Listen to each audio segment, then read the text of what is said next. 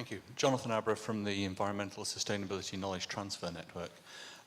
We are funded to work between academia and industry to accelerate the development of new technologies.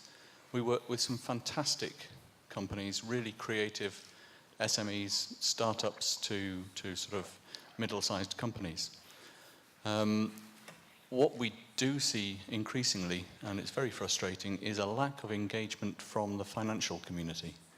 So we seem to be out of phase with the money people. So we've got lots of tremendous businesses unable to put their thoughts and their ideas into action because of a lack of access to capital. Many people will say we've had too much creativity in the financial sector, but is there a way of engaging more the money people with the creative businesses that we see? That's for you, John. Well, actually, I speak as Angela Knight was the chief executive of the British Banking Association. I speak as the Angela Knight of Manchester Banking for my chagrin from time to time. But actually, we have in Manchester, we have the biggest mid-tier private equity community in Europe. And so obviously we have a very strong banking community and a very strong private equity community, and a reasonably not VC venture capital environment. But it's very difficult for startup and new ventures, especially in any sphere and especially in high tech, because fundamentally it's not a bankable proposition. It's not the role of the bank, it's not the role of the clearing banks to get into that space. It doesn't become a private equity proposition on a UK model because they're looking for an established base with cash flow and some items to leverage, so it doesn't fall into that camp.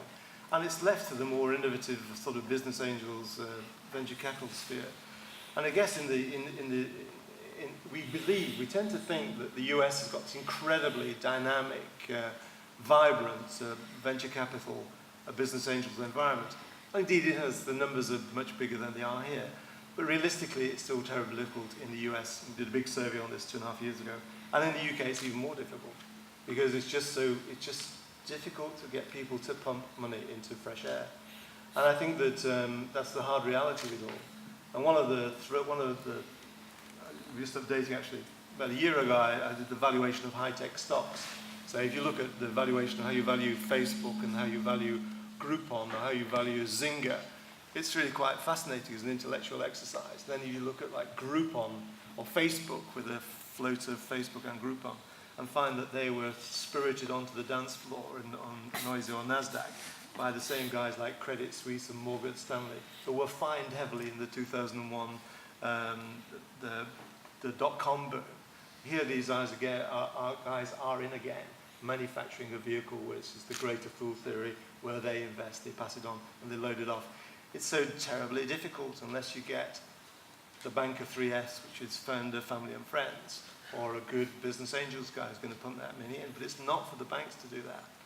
And it's not really a PE private equity model.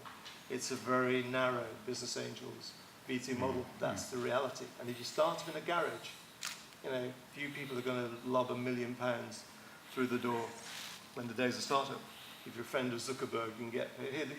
The big word in the US now is acqui-hire, where you see a couple of guys you like in a business, you pay them $1 billion to come on board.